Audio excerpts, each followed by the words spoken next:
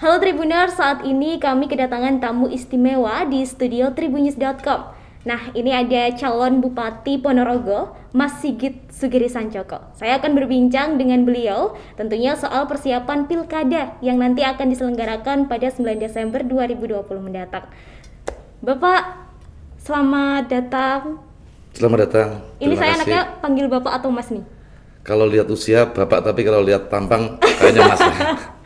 Baik, berarti ini saya panggil Mas ya. Mas boleh. Oke, kemarin Kang juga boleh, lebih deso karena pas dengan Kang, Ah. Bang, apa Kang, nih? Kang, Kang, Oh, Kang, Kang. Kang. Biar Kang Giri, Iya. kemarin kan sudah menyelenggarakan deklarasi ya di hari Jumat 28 Agustus, betul? betul. Ah, Gimana betul. tuh kemarin lancar?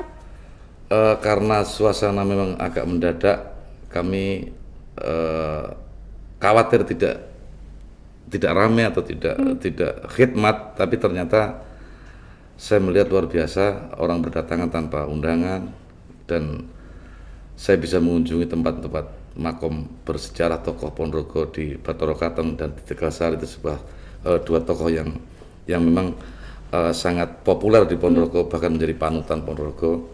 Dan kemudian kami deklarasikan setelah itu di Monumen Bantarangan sebuah kerajaan lama yang itu sangat sangat fenomenal di Ponorogo. Kemudian nih, setelah kemarin deklarasi, agenda selanjutnya apa nih Pak? Saya setelah deklarasi justru malah bingung. Kemarin sepertinya deklarasi itu tujuan luar biasa, tapi ternyata saya baru di nol. Saya masih ini saya di nol. Jadi belum melangkah ke 1-2 hingga kemudian sampai ke tuntas di pemilu di hari H. Mudah-mudahan ini sudah mulai berjalan. Saya sudah 0 ke 1 biar tertata rapi, tersusun indah, biar kemenangan itu terukur.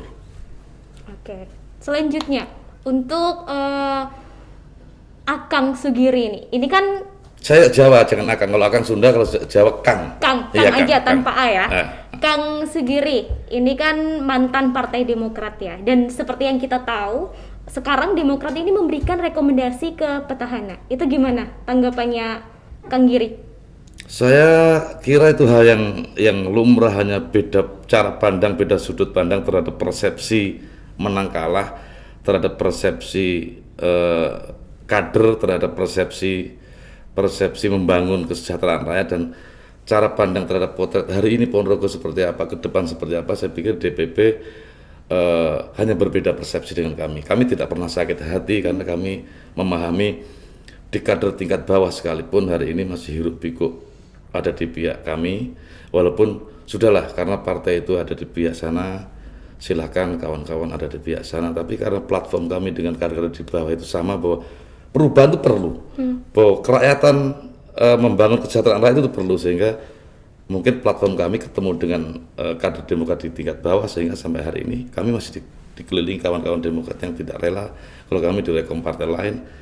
Tapi ya mau berbuat apa, karena kami tidak boleh mengkritisi DPP. Kami ini pengurus yang paling bawah, sehingga tidak bisa mengkritik DPP, tidak bisa. Ya sudah, kita terima dengan baik. Mudah-mudahan kita berfastabiqul khairat dengan cara yang baik. Kita buktikan bahwa saya bisa menang dan bisa membuat Ponorogo menjadi jauh lebih baik dan lebih bermartabat. Itu prinsipnya. Baik, tidak ada rasa dikhianati ya Pak berarti? Selama cara pandang saja, saya pikir enggak, biar cara pandang yang berbeda itu menjadi sesuatu yang indah. Tapi mudah-mudahan kader Demokrat di tingkat bawah masih meyakini bahwa kami ini bergaul, kami sudah saling asah, saling asuh, kami bekerja bersama-sama. Kemudian hanya gara-gara beda cara pandang di DPP kemudian kami berbeda, kan tidak mungkin. Rakyat pasti akan, oh ya Pak Giri ini kan teman kami, Pak Giri ini kan kawan ikut membesarkan Demokrat. Bahkan saya pernah kalah di Pilgub tahun lalu juga diusung Demokrat. Saya harus mundur sebagai anggota DPRD Jawa Timur yang baru dilantik 8 bulan. Itu menurut kawan-kawan juga sebuah pengorbanan, tapi bagi saya itu sebuah alat untuk kami naik Ya? tingkat proses, naik tingkat. Saya pikir itu hal yang lumrah dan berikhtiar. Itu kami meyakini sampai ke liang lahat harus kita upayakan demi sebuah kebaikan. Wis, mantap. Kemudian nih, kalau nanti Mas Giri, Kang Giri diberi amanat untuk benar-benar menjadi bupati, apa sih yang akan dilakukan untuk Kabupaten Ponorogo? PR kami luar biasa banyak, Mbak. Jadi kami melihat kesejahteraan itu kan rasa, pembangunan itu rasa. Artinya bagaimana hari ini cara pandang terhadap Ponorogo, kami melihat harus kita rombak total. Kami ingin petani itu kan, kalau dibilang petani, berapa jumlah petani di Ponorogo? Saya bilang 100% Ponorogo adalah petani. Karena walaupun yang polisi, ibunya punya sawah, walaupun yang guru, dia punya sawah, walaupun yang pegawai BRI, pegawai bank, apa saja dia punya sawah. Artinya petani hampir 100% penduduk Ponorogo itu petani. Hari ini petani sibuk untuk menanam, untuk biar bisa tanam dalam setahun 3 kali saja susah karena nggak ada air. Mengandalkan sawah tak ada hujan. Kami mimpi irigasi selesai. Yang tidak bisa diirigasi kita upayakan harus ada sumur dalam sehingga petani benar-benar bisa kita siapkan sarana prasarananya. Perkara ilmu nanam, kami berguru kepada petani karena kami kalah pintar. Tapi bagaimana sarpras ini adalah tanggung jawab pemerintah, harus hadir di sana pada saat petani butuh itu. Pupuk misalnya, hari ini kami sudah memulai, kami meminjamkan pupuk kepada petani, kepada Poktan, yang tanpa bunga kemudian bisa dibayar setelah panen. Harganya kami murahkan, kami subsidi, kemudian kami berikan pinjaman, dibayar setelah panen. Kami tidak membebani, kami coba terus merangkai sama petani agar petani benar-benar mendapatkan ruang, mendapatkan sesuatu yang kehadiran pemerintah. Kami walaupun belum menjadi pemerintah, mencoba sudah hadir melalui pupuk misalnya. Itu yang pertama. Yang kedua, jalan-jalan. Hampir jalan di Ponorogo itu kan namanya jalan rata, itu kan tidak bisa diucapkan dengan kata-kata. Kita harus ada studi komparasi bagaimana APBD Ponorogo dibanding dengan APBD Wonogiri yang sama-sama 2, sekian triliun. Coba kita jalan-jalan naik sepeda motor sampai merem. Ini kalau sudah ini gerunjal-gerunjal berarti Ponorogo. Ini kalau ini ini Wonogiri. Terenggalek. Jadi jangan kita kemudian yang namanya cinta buta, kita lihat betul, kita komparasi betul. Itu yang pertama. Yang kedua, Ponorogo ini bertuah karena budaya dan agama. Ini bertuah. Ada Pondok Gontor, ada makam Tegasari, ada makam Doro Katong. Dulu proses bagaimana mengislamkan sebelum Islam itu heroik betul, tapi Ponorogo mampu budayani, artinya prosesnya sangat smooth. Nah itu kita usung Ponorogo biar menjadi kota yang budaya, beragama dan beradab. Hari ini belum disentuh sama sekali, buktinya belum ada monumen Doro Katong, belum ada monumen Tegasari.